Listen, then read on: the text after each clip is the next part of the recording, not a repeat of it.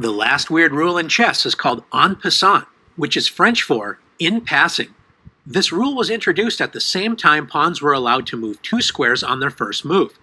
When that happened, sometimes pawns would move past other pawns without giving the other pawn an opportunity to capture, which didn't seem fair. So en passant was invented.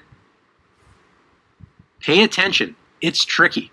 If your opponent's pawn moves forward 2 squares, which it can only do if it is that pawn's first move, and it lands directly next to one of your pawns, then on your next turn, and that turn only, you have the opportunity to capture that pawn as if it had only moved 1 square, like this. Let's take a look at that again. If a pawn is moved forward 2 squares and lands next to another pawn, that pawn can capture the first pawn on its very next move. You move behind the pawn as if it had moved only 1 square and capture it, placing it off the board.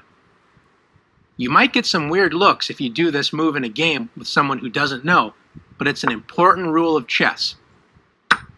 Now that you've learned en passant, let's have you try it.